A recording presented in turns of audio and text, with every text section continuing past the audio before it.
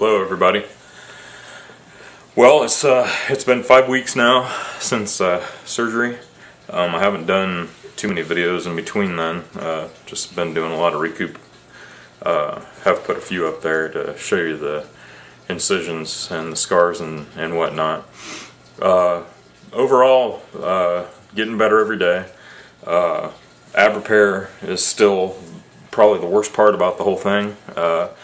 I don't know if you've read my blog and seen that he pulled it in by about 6 inches, my abdominals, so it just feels like I've done a million crunches every day. Now I'm getting where I'll have a good day, and then, the next day, I think I turn the corner, and then the next day I'll wake up and it's like, nope, not yet. So, and it'll probably be that way for another month or so. Really, the incision line pain, there's really not much to that. I would say the worst part about the incision line, because everything's still numb there to the touch, the two worst things about it is the itching, and then you go to itch it, and of course the skin's numb, so you can't, it's just you're itching, you can't even feel it, so the itching never goes away. You just kind of get used to it after a while and just wait for it to go away. And the other thing is especially the nerves trying to regenerate because of where the skin was cut. They're trying to reconnect to the other side and establish feeling. So that part of it is, for the first couple weeks, it kind of takes your breath away when they fire. You do that little gasp thing, but now it kind of hurts at times, but for the most part, I just put up with it because it fires at random, and it seems worse as you're up and around. If you're calm sitting in the chair, recliner, feet up, you don't notice it near as much. It's normally after you've been up on your feet for a while. If you see my last report, I went to the doctor on Monday. That was exactly the 5-week mark. He said that everything looked great. I'm beating his expectations as far as my recovery, and to just keep going forward and stick with the status quo, do what I'm doing, because obviously what I'm doing is working. I do attribute a lot of this recovery to the fact of the shape that I was in going in. Now granted, I got bad knees and a bad back, but I do my cardio, I do my weightlifting, so physically fit-wise, I was probably the best shape that I've been in since my 20s, so I'm sure that had something to do with my recovery. He told me on Monday that I could gradually get rid of the binder now. I don't really need it per se on a medical basis. Now it's a psychological thing.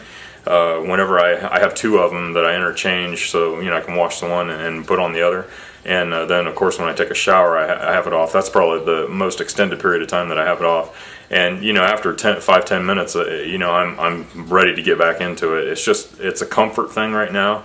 I don't think that I'm gonna get out of it for the next week or so. I may try in the evenings when I lay down to maybe sleep without it. We'll see. I haven't tried that yet. Actually, I haven't made it back to the bed yet. I'm still sleeping on the recliner. I think that's another psychological comfort thing. At first, the first 3 or 4 days, it was absolute misery being in that recliner. I just couldn't get comfortable. I couldn't sleep. And now, on the other side of it, it's like a security blanket. For some reason, I'm afraid to go back into the bedroom. But it is what it is, and I'll eventually psychologically break through that and get back in there. Maybe this weekend I might try. I don't know. Up until Sunday, I've been taking little walks down the driveway. We live 800 feet off the road, so I started, and that when I first started at 560 pounds, and I wasn't able to stand for more than 20 seconds at a time. I had to go to the pool, and in 17 months I lost 170 of my 311 pounds. And worked my way out of the pool and into braces. And at that time is when I started walking outside, and the very first trip from the front door to the culvert's 50 feet, and I remember getting out to the culvert and thinking what an accomplishment, and when I turned around to go back, the house looked like it was 2 miles away. I had a panic attack, my back tightened up, and I barely made it back to the house. The problem was I couldn't sit down or get down because I'd never get up off the ground. So I remember, coming up the steps and pretty much collapsing in the front door and crying. Just I was an emotional wreck. I was happy with the accomplishment, but so relieved to be back to the front door. And I added to that every single time I went back out from there on. I added another 10 feet. And that's the way, I worked it in small increments. I didn't try to do anything that that mentally, because the mental part was the worst part of trying to break through, and still is, a lot of the stuff, like I said, the recliner and stuff like that. Mental challenges is what you got to work through. And, I added 10 feet the next time, 10 feet. So, 800 feet off the road, eventually I made it to the end of the road and back. So, and, I had a talk with my neighbor on the front side of our pond. We share a pond. And he remembered, we hadn't talked in, 6 or 7 months. And we just met up. One of his kids graduated this summer. And we, went over to the cookout. And we were talking about that, he said he remembered sitting at the dinner table with his wife and watching me do these walks. And, he seen me go to the culvert, seen me go to the bend, seen me go halfway, and he remembers telling his wife that, he's eventually going to make it to the road. And sure enough, I did, and they wondered what I was going to do when I got to the road, if I was going to go on the road, and sure enough, that's what I did. I turned the corner and kept adding my 10 feet every time I went. So back to that, that's where I've treated this. I walked around the house, what I could do, back into the recliner. And the stamina is the worst part of it. It's really hard to get your stamina back, after a major trauma, to your body like that. It's just going to take time. So, I worked my way down to the end of the drive, did that last week and made it to the end of the drive and back. Pretty tired when I got back. So this Sunday, it was pretty nice out. We decided to go to our Metro Park where I normally go to walk when I'm not up at the YMCA. So, we went out there, and at a snail's pace, wasn't setting no land speed records, but actually my wife lapped me 3 times, and I did 1 mile. Took me about 40 minutes, 37 minutes I think it was. And, by the time I got back to the truck, I was really tired and ready to get home and get in the recliner. The worst part is the swelling from being out. The binder helps keep that at bay, but when you're up on your feet like that and moving around, that's when that swelling really kicks in. Now, when I got off my feet when I got home, the swelling went back down. So he checked me on Monday. I have no fluid buildup from getting the last drain tubes out 2 weeks ago on that Tuesday. So no, aspirations. He didn't have to go in and take any fluid out or anything. I do have a little pocket of fluid in the front there, but he says it'll eventually absorb in. He's seen people that, is 7 and 8 times worse than what I've got right now. So he said he's not concerned about it one bit. He did clear me for light cardio. He did tell me I can get on the elliptical. I went up Monday night. I went up Tuesday night and got on the treadmill at the Y. I did 1.1 mile in the morning and then returned in the evening with my wife. She likes to go up in the evenings on Tuesdays and Thursdays, so I went back up and did 1.2. I added my 1/10 of a mile, and we're going to go up here. It's 4:20 now. We're going to go up to the Y. I didn't do any walking this morning. I was pretty tired, so I took it easy and rested. And I'll go up tonight, and I'm going to try it. I'm shooting for, since I split it the last time, I'll probably shoot for 1.6 tonight and see if I can get there. See how I feel. If I feel I can push to 2, I'll push to 2, but I'm not going to overdo it. The biggest key to this whole process is listening to your body. And when your body tells you it's had enough, listen to it and quit. There's always tomorrow. I'm not in any big, even though mentally I'm well exhausted and ready to get back to my old routine, I know common sense wise it's impossible to think that I can do that just after 5 weeks, so we'll just keep on with the status quo. He does not want to see me back again until December 5th, so I'll have a good 5 weeks between now and our next visit. He's very adamant about getting me on TV in Columbus. He's already been in talks with the TV stations and wants to do something down there, so it's comfort-wise, I don't know if I'm ready for that. This was a big step doing this, but I told him I would, and I'm to the point now where, in my 12-step progress through my food addictions and stuff, it's all about paying it forward. So, you know, I look back to when I started, and the very first time I sat across the table from my psychiatrist, and you know, he was sitting there at 160 pounds, running, you know, 5-minute, 4.5-minute mile marathon runner, and you know, I could not fathom that this guy could understand anything that I was going through. And I always remember saying back then, I just wished that I had somebody to lean on that had went through what I needed to go through. So now that I'm on the other side of it, that's a big part about where I want to go in my future. You know, I'm an IT networking computer geek, and that's been my mainstay since, you know, my DOS days. You know, back Tandy and 5 1/4 floppies, and you know, everything back in the day till now. So. You know, that I think that I'm looking more into that social worker side of things, physical therapy, something along that lines. I haven't quite made up my mind yet. Been trying to contemplate that, you know, a little bit more here this last year, because I want to go back to school in the spring. So as of right now, that, you know, everything's going good. I wanted to show you guys the incision. I have no open spots whatsoever, except for, and this may be a little TMI, but right at my bum, he said that that's the worst spot to heal because that's the spot that has the most tension. And I do have a little opening there. He said that there's no infections, nothing to worry about as far as that goes. He has me twice a day doing a peroxide little swab, and then doing some hydrocortisone. And my wife said here the last 2 or 3 days, because we hadn't been doing that before, I didn't even notice it because you can't feel it. And she just happened to, when she was checking my incisions out, because we had found a one suture on my left side that had come through the skin. She had noticed it then, so we've been doing the peroxide and hydrocortisone, and here in the last 3 days, she said it's amazing the difference that you know, it's come along here just since Monday. So I think that's going good. He's cleared me for the pool too. I was gonna go up yesterday, but I chickened out, you know, because of that open spot. Probably gonna go up tomorrow. I'm anxious to get back in the water, so we'll do that tomorrow. But as far as the incision goes, like I said, you know, the day goes along, the swelling gets worse.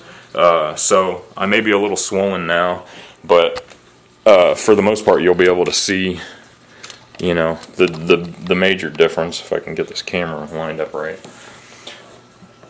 Let's turn this down just a little bit.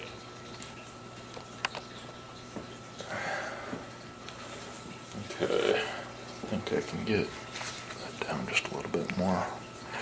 He said that when I talked to him on Monday, you know, we had discussed that, you know, he did the conversion from kilograms to pounds the last time I was down there, and he said that he took off 17 pounds. It was exactly 17 pounds. He said that the belt of skin that he took off, and if I'd have known this now, then, because I actually kind of wanted to see what it looked like. He said he has done that in the past, taking pictures for people, but it's on a, you know, request basis. He doesn't do it normally. So I missed out on that opportunity, but he said that the amount of skin that he took off on the front side, that hanging skin that I had in those, if you go back to my blog and you can see that, the width of that skin, he said, was 18 inches on the front when it was stretched, and then about 10 to 11 inches on the back side, of course, because I had more overhang on the front than the back. So that, you know, and then just imagine the belt all the way around is the amount of skin that was removed, and that's where you come up with the 17 pounds. I'm going to try to do this without flashing the camera. But, like I said, the binder is a big thing for me right now. I just don't like to be without it. So I'm in it. I need to, you know, like I said, get into a habit of trying to wean off of it. I'll go ahead and take my shirt all the way off. Now, let's see if I can, I'm kind of trying to see if I can, the little viewfinder is kind of small, I can't really see too good here, but tilt this down a little bit.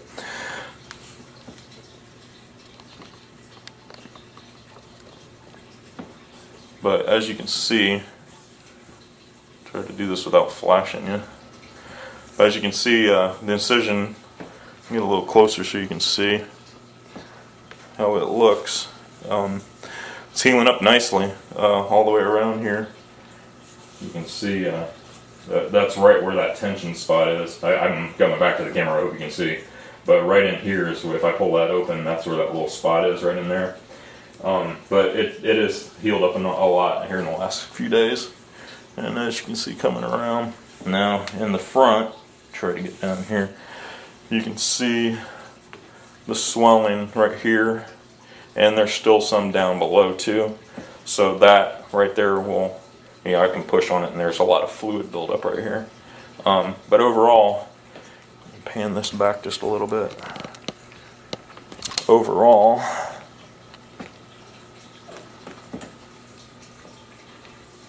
let me take pictures this side and all the way around. Overall, I can't complain, considering all the skin that I was dealing with. This line right here, he had pulled my abs in, so it was actually about 6.5 inches. So when he did, it creased this a little bit right here.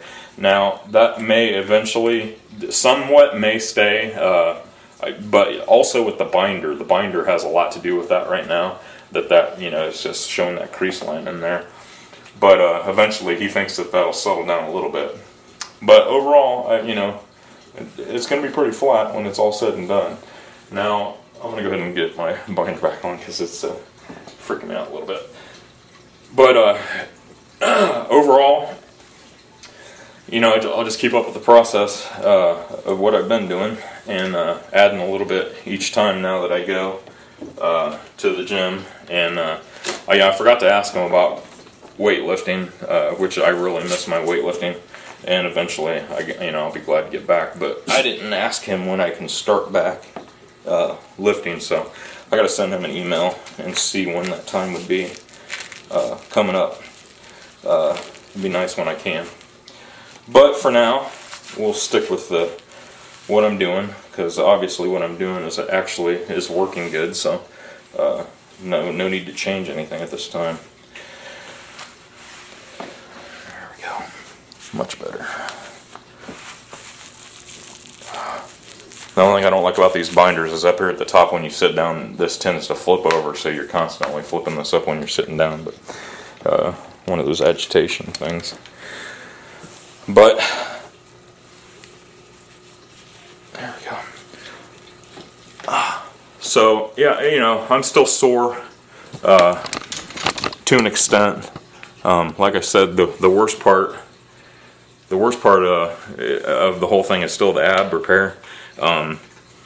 As far as the skin is still all numb and will be until those nerves reattach. And there may be, he said, some of them may never ever attach back, but he thinks that I will get some feeling back eventually.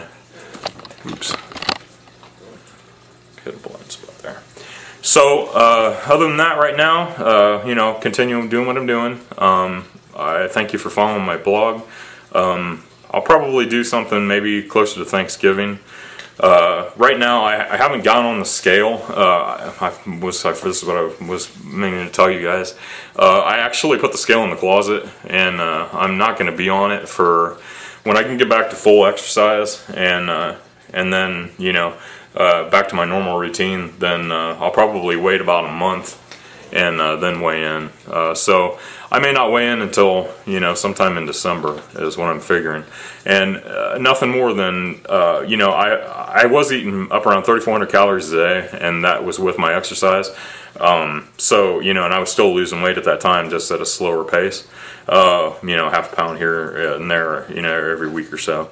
But I dropped it down about 800 calories, but I'm still eating, I'm still eating up there around 2,600, 2,700 calories, and I'm doing that to promote healing. Trying to eat a lot of good proteins and eggs, bacon, and anything of that nature. So I can't tell if I put on any weight or not. I kind of feel like I have, but I won't know for sure until I hit the scale. But with the water retention and stuff like that, and the buildup and that, I'm just not worried about it right now. More focused on recovery, kind of watching what I'm eating, so I don't go overboard. Which after losing the amount of weight that I've lost, it's not an issue. I'm not going to fall back off of any wagons after this. We're 39 months into this. So just gonna wait on the scale. If common sense does the math and you say I went in at 311, he took off 17 pounds, so my total weight loss should be somewhere around 328 pounds. Give or take, if I put 4, 5, 6 pounds back on over this the course of this time, I'll get that back off when I can get back to my full routine. So that's one reason why I don't want to. It's that whole psychological thing of stepping on the scale and then I can't do anything about it. As where before, if I stepped on the scale and I was up a pound or whatever, I had that next week. I could refocus, put in my exercise and just work with my diet and get it back off. So I can't do that right now. So mentally, I'm not going to put any roadblocks up and set myself up for any failures. So other than that, nothing else. Right now, like I said, maybe do something around Thanksgiving. That's another 3 weeks out. This will be about the 2-month mark, and I'll let you know where I'm at. Okay, thank you for following me.